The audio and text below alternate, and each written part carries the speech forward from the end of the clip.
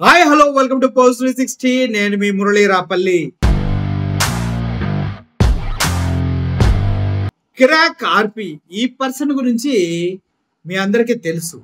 రోజా గారిని పందిలా బలిసింది, రోజా కొవ్వు పంది కొవ్వు దాన్ని తీసే తిరుపతి లడ్డులో వాడారంటూ వాడు మాట్లాడిన మాటలు కన్న తల్లిని హింసించినట్టుగానే మాట్లాడేవాడు.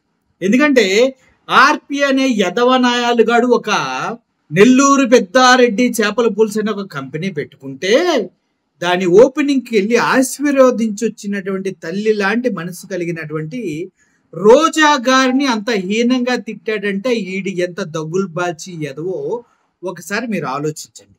సో ఇటువంటి దగుల్బాజీ ఎదవని వైఎస్ఆర్సీపీ పార్టీ వాళ్ళు ఎప్పుడో తీసి పక్కన పడేశారు. నిజంగా చెప్పాలంటే ఈడు బురదలో పడ్డ పంది మీద ఏకతో సమానం కూడా కాదు వాళ్ళకి. కానీ ఇది నోటికొచ్చినట్టు మాట్లాడుతూ వైఎస్ఆర్సీపీ పార్టీ వాళ్ళకి కోపం తెప్పించాడంటంలో ఎటువంటి సందేహం లేదు. ఒక్కసారి నేను చెప్పాను కదా, వైఎస్ఆర్ సోషల్ మీడియా అంటే ఇది ఎవడి అబ్బ సొత్తు కాదు, ఎవడు దీన్ని నడిపించడు. దీన్ని నడిపించేది కేవలం హార్డ్ కోర్ ఫ్యాన్స్ మాత్రమే. వాడికి జగన్మోహన్ రెడ్డి గారి చుట్టూ ఏదైనా చిన్న అన్యాయం కానీ చిన్న మాట కానీ తప్పుగా వినిపిస్తుందని తెలిస్తే వాడు ఒక్కొక్కడు టెర్రరిస్ట్ అయిపోతాడు, మానవ బాంబు అయిపోతాడు. అది చేసిన వాడిని, దాన్ని ఆలోచించిన వాడినైనా కూడా అధపాతాళానికి తొక్కేసి వాడి జీవితాన్ని సర్వనాశనం చేసే వరకు ఊరుకోడు. ఇది వాస్తవం. ఎందుకంటే జగన్మోహన్ రెడ్డి గారు అనేది వాళ్ళకి ఒక పేరు కాదు, ఒక మనిషి కాదు, ఒక దేవుడు, ఒక రియల్ హీరోగా వాళ్ళు పూజిస్తారు. కాబట్టి వారు అలాగే ఉంటారు. నిజంగా చెప్పాలంటే ఆర్పి మాట్లాడిన మాటలకి ఎప్పుడో ఆర్పికి నివాళి అర్పించవలసిన టైం వచ్చేది. కానీ ఆర్పిని ఎందుకు వదిలేస్తున్నారంటే మొన్నే ఒక ఇంటర్వ్యూలో వైఎస్ఆర్సీపీకి సంబంధించినటువంటి అధికార ప్రతినిధి ఒకరు మాట్లాడుతూ చెప్తూ ఉన్నారు. ఏమని? ఆర్పిని మేమేం చెయ్యం, కిరాక్ ఆర్పిని మేమేం చేయం, ఈ 4 సంవత్సరాలు ఇష్టం వచ్చినట్టు మాట్లాడుకోమను, నోటి దూల తీర్చుకోమను. వన్స్ మేము అధికారంలోకి వచ్చిన తర్వాత గరుడ పురాణంలో ఉన్నటువంటి ప్రతి శిక్షని ఎలా అమలు చేసి చూపిస్తామో చూద్దురుగాని అంటూ ఆయన చెప్పడం జరిగింది. ఇది ఒక రకమైనటువంటి వార్నింగే అయినా కూడా ఆర్పికి ఇది సరిపోలేదు. కానీ ఈ మధ్య ఒక సోషల్ మీడియాలో ఒక 4 లైన్లు రాసినటువంటి చిన్న పేపర్లో, ఒక తెలుగు అక్షరాలతో రాసినటువంటి చిన్న పేపర్, అందుట్లో ఏం రాశారంటే, ప్రభుత్వం వచ్చిన 6 నెలల్లో కిరాక్ ఆర్పి గాని చంపేస్తాం. ప్రభుత్వం వచ్చిన 6 నెలల్లో కిరాక్ ఆర్పి గాని చంపేస్తాం. అది జరగకపోతే అదే 6 నెలల్లో 36 మంది ఎస్ నోట్ రాసి చచ్చిపోతాం అన్నారు. అంటే ఎంత కసిగా ఉన్నారు వైఎస్ఆర్సీపీ క్యాడర్ అనేది ఒక్కసారి ఆలోచించండి. వచ్చిన 6 నెలల్లోనే తనని ఏదో చేస్తామంటూ, అది చంపేస్తామంటూ హెచ్చరికలు పంపించడం జరిగింది. దీనికి ఉచ్చ పోసుకున్న కిరాక్ ఆర్పి గాడు వాడికి వెనకున్న బలాన్ని చూపించుకునే ప్రయత్నం చేస్తూ ఒక వీడియో చేశాడనమాట. ఆ వీడియో చూస్తుంటే వాడు వెన్నులో వణుకు ఏ రేంజ్ లో పుట్టిందో ఒక్కసారి మీకు చెప్పాలని ఆశపడతాం. కాళ్ళ కింద ఉన్న భూమి సహితం తన గమనాన్ని మర్చిపోయి ఆగిపోతే చెమటలు పడతాయి చూడండి, అలా చెమటలు పట్టినాయి ఆర్పికి. దానిలో ఉంచొచ్చిన భయంతో అదే లెటర్ని చదివి మగాడు తాలూకా అని కింద హెడ్డింగ్ పెట్టారు. ఇట్లు మగాడి తాలూకా అని పెట్టారు. ఆ మగాడు ఎవడనేది ఆర్పి భాషలో చెప్తున్నారు. అదే నేను కూడా మీకు చెప్పాలని చూస్తున్నా, ఒకసారి వినండి. చూడండి, రామరెడ్డి మానుకుంటా ప్రభుత్వం వచ్చిన 6 నెలలకి కిరాక్ గాని చంపేస్తాం, ఒక భోగి పడ్డ ఇది సగకపోతే అది 6 నెలల్లో 36 మంది సూసైడ్ నోట్ రాసి చనిపోతుంది. ఇట్లు మగాడి తాలూకా అండి, ఇట్లు మగాడి తాలూకా అంటున్నాడు. నాకు తెలిసి మగాడు తాలూకా అంటే పంపదీసి కన్న తల్లి మీద కేసు పెట్టాడు. ఆ మగాడు తాలూకానా? నాకు తెలిసి కన్న తల్లి మీద కేసు పెట్టిన మగాడి తాలూకా కాదు, సొంత మామని వెన్నుపోటు పొడిస్తే దాన్ని ప్రశ్నించాడు చూడు, ఆ మగాడు తాలూకా అయి ఉంటారు. సొంత చెల్లిని దుర్భాషలాడించాడు, ఆ మగాడు తాలూకా. సొంత మామని చంపేసి వెన్నుపోటు పొడిచి ఆంధ్రజ్యోతి రాధాకృష్ణతో ఎదురుగా కూర్చొని ఎన్టీఆర్ పేరుని సమూలంగా తీసేయాలి, ఎన్టీఆర్ కు ఉన్న పేరున్న పథకాలను లేపేయాలని మాట్లాడాడు చూడు. దాన్ని ప్రశ్నించిన మొగాడు తాలూకా అయి ఉంటారు ఆర్పి. బాబాయిని పైకి పంపాడు అమ్మగారు తాలూకా. బాబాయిని పైకి పంపాడని అభియోగం చేస్తే దాన్ని దమ్ముంటే నిరూపించండి రా, మీరే కదా గవర్నమెంట్ లో ఉన్నారు అని ఛాలెంజ్ చేసిన మగాడు తాలూకా అయి ఉంటారు ఆర్పి. కన్న తండ్రిని పేపర్లో టీవీలో ఆఖరికి పార్టీ జెండాలో లేకుండా చేశాడు. కన్న తండ్రిని పేపర్లో టీవీలో పార్టీ జెండాలు లేకుండా చేశాడా? అసలు రామ్మోహన్ నాయుడు అని ఒక వ్యక్తి ఉంటాడు తెలుసా, సొంత బ్రదర్.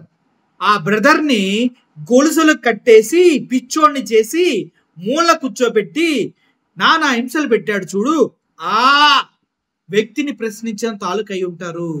ఈ విషయాలు మేము చెప్పలా, ఎవరైతే సోకాల్ చంద్రబాబు నాయుడు గారు వియంకుల వారు ఉన్నారో వాళ్ళు చెప్పినవే.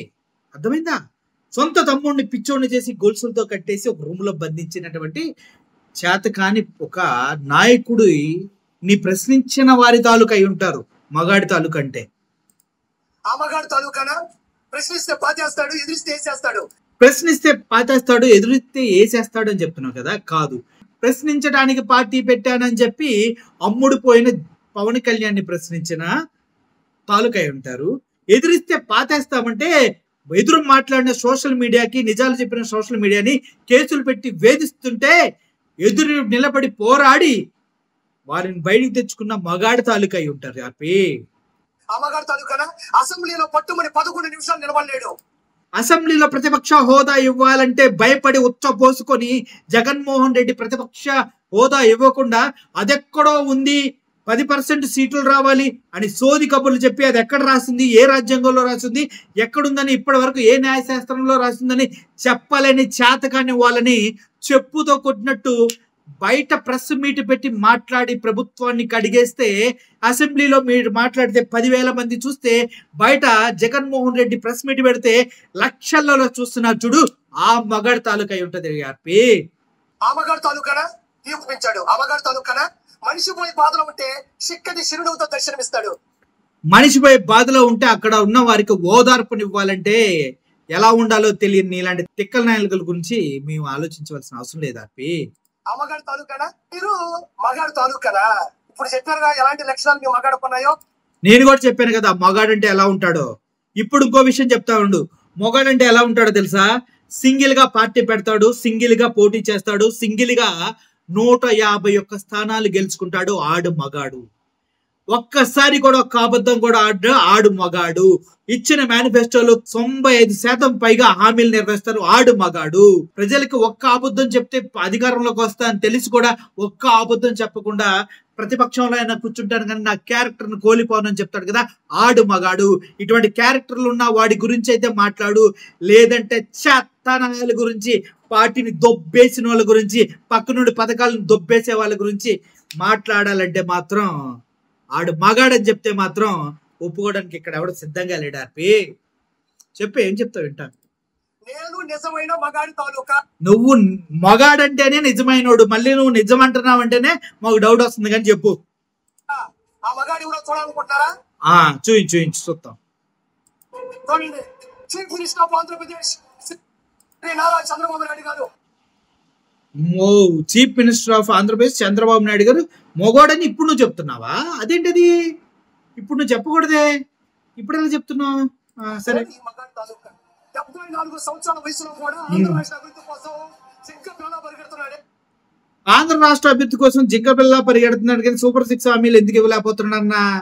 దావోస్కి వెళ్తే ఒక్క ప్రాజెక్ట్ కూడా ఎందుకు తేలేకపోయారన్నా? ఇప్పుడు జగన్మోహన్ రెడ్డి గారు స్టార్ట్ చేసిన గ్రీన్ కోర్ ప్రాజెక్ట్ ని దావోస్ మీటింగ్ లో ఎక్కడైనా కూడా గ్రీన్ ఎనర్జీ అని ఎందుకు చెప్పుకుంటున్నారమ్మా? దిశ యాప్ ని పేరు మార్చి శక్తి యాప్ గా ఎందుకు పెట్టుకుంటున్నారమ్మా? అది మొగడు తాలూకా కాదమ్మా, చేతకన్న వాళ్ళ తాలూకా. కాపీ మాస్టర్స్ అంటారు వీళ్ళని, అది తెలియదు నీకు అంతే. నువ్వు ఆ మొగడు తాలూకా అని చెప్పుకోవాలి, ఎందుకంటే రేపు పొద్దున్న నీకు ప్రొటెక్షన్ ఇచ్చేది వాళ్ళే అని నమ్ముతున్నావు కదా. అంతకుమించి నీకు వేరే ఆప్షన్ లేదు రాజా.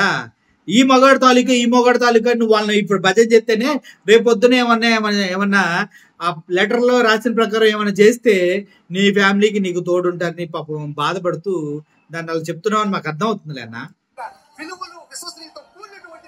విలువలు విశ్వసనీయత గత 30 సంవత్సరాల నుంచి సేమ్ డైలాగు విను. కావంటే వైఎస్ రాజశేఖర రెడ్డి హయాంలో ఎటువంటి హామీలు ఇచ్చాడో ఒకసారి విను, నేను ప్లే చేస్తా. చంద్రబాబు నాయుడు గారు మన ఎన్నికల్లో చాలా ప్రధానంగా ఆల్ ఫ్రీ వాగ్దానాలు చేశారు. అధికారంలోకి వస్తే తొలి సంతకం ఆ పథకం పైన ఎన్నికల ప్రణాళిక విడుదల చేసిన చంద్రబాబు ఎన్నికల ప్రణాళిక ఈనాడు 3/4/2009. ఐ థింక్ బ్యానర్ హెడ్లైన్ అనుకుంటా. బ్యానరేనా అయ్యే ఉండాలి.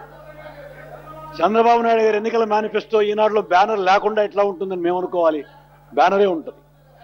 అధికారంలోకి వస్తే తొలి సంతకం ఆ పథకం పైనే ఎన్నికల ప్రణాళిక విడుదల చేసిన చంద్రబాబు ఇవి తెలుగుదేశం పార్టీ హామీలు. 7 గంటల బదులు 12 గంటలు ఉచిత కరెంటు, అది కూడా పగటిపూటే. రూపాయలకు 2 రూపాయలు 2 కిలో బియ్యం స్థానే ఉచిత బియ్యం, ప్రజలపైన వరాల వాన. నిరుపేదలకు 2000 రూపాయలు, పేదలకు 1500 రూపాయలు, మధ్యతరగతికి 1000 రూపాయలు. నెల 1వ తేదీనే మహిళల బ్యాంకు ఖాతాల్లో జమ. ప్రతి పేద కుటుంబానికి నెల 20 కిలోల ఉచిత బియ్యం. రైతుకు 12 మళ్ళీ రాశారే. రైతులందరికీ రుణమాఫీ, ఉద్యోగులకు వారానికి 5 రోజుల పని దినాలు, అర్హులందరికీ 1 లక్షతో ఉచిత ఇల్లు, 5 ఏళ్లలో 50 లక్షల మందికి ఉపాధి లభించేదాకా ప్రతి నిరుద్యోగికి నెలకు 1000 రూపాయలు.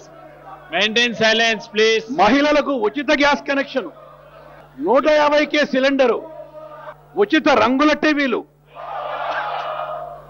విద్యార్థుల మెస్ ఛార్జీలు కనీసం 900 రూపాయలకు పెంపు, వికలాంగులకు ప్రతి నెల 1000 పెన్షన్లు, చేతి వృత్తులకు మళ్లీ ఆదరణ, తెలంగాణపై రాజకీయ చట్టపరమైన చర్యలు.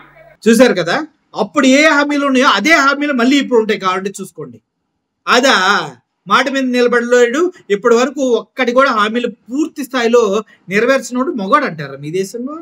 ఏబ్బే, నేనైతే ఒప్పుకోవట్లేదు బా.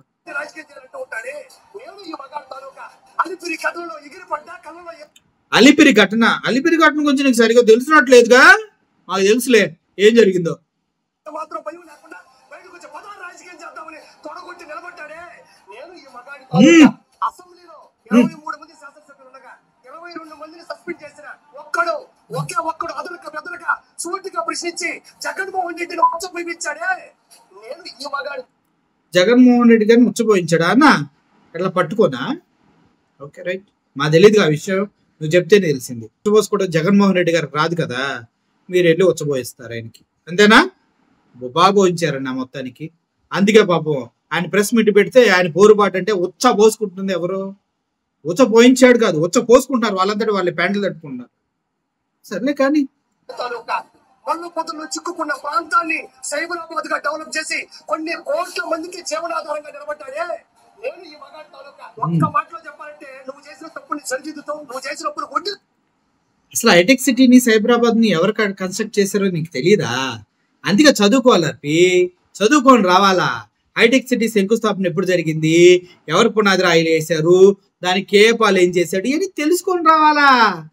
ఊరే అమ్మ చేపలకు తలకాయలు లేనట్టు నీకు కూడా లేనట్టుంది. చేపల పులుసు తిని ఏరిబాగులో. నేను ఈ మగాడి తాలూకా నిజంగా నేను పార్టీ కోసం ప్రాణాలు ఇవ్వాలి అనుకుంటే మరో తోట చంద్రయ్య అవుతా. గుర్తు పెట్టుకో, నా పేరు ఆర్పి, నా పార్టీ టీడీపీ. జై ఎన్టీఆర్. మొత్తానికి ఫిక్స్ అయిపోయి ప్రాణాలు ఇవ్వడానికి. సరే, వాళ్ళు కూడా మీకు ఇచ్చిన లెటర్లో కూడా అదే మెన్షన్ చేశారు. కానీ రాబోయే రోజుల్లో ఏమవుతుందో మనకు తెలియదు. కాబట్టి మగాడు అని చించుకొని తెగ పీక్కుంటున్నావు కాబట్టి పాపం వాళ్ళు సపోర్ట్ చేస్తారు. కానీ వీళ్ళు కూడా చేస్తున్నారు కదా, మరి వార్నింగ్లు ఇస్తున్నారు కదా, మరి వీళ్ళు కూడా మరి వీళ్ళ మాటల మీద నిలబడే బ్యాచ్ కదా ఇది. మరి ఒకసారి ఆలోచించుకో, ఎందుకు ఒకటి ప్రాణాల మీదకి తెచ్చుకోవటం? ఏమంటావు? వాళ్ళు చెప్పింది చేస్తారబ్బా, అది వైఎస్ఆర్సీపీ పార్టీ. మాట మీద నిలబడి మడం తిప్పని పార్టీ అది. ఎందుకు వాళ్ళతో మనకి? సరే మరి నీ ఇష్టం లేదు. చంద్రబాబు నాయుడు గారు మీకు తోడుండి, లోకేష్ బాబు గారు మీకు అండగా ఉంటారని మీకు ధైర్యం ఉంటే అంతకు మించి ఏం చేయగలం? మీ ధైర్యం మీది, మీరు అలా ముందుకెళ్ళిపోండి. వీళ్ళ ఆలోచనలు వెళ్ళి ఇలా ముందుకెళ్ళిపోతారు. చూద్దాం రాబోయే రోజుల్లో ఏం జరుగుతుందో. Thank you for watching this video. ఆర్పి పిచ్చి మాటల్ని ఒకసారి మీరు క్లారిటీగా వినండి, దానిపైన కింద కామెంట్ చేయండి. ఒకవేళ నిజంగా మీరు వైఎస్ఆర్సీపీ పార్టీ వాళ్ళైతే ఆర్పిని ఏం చేయాలనుకుంటున్నారు? కింద కామెంట్ రూపంలో తెలియజేయండి. I Murali signing off. Thank you for watching this video. Murali signing off.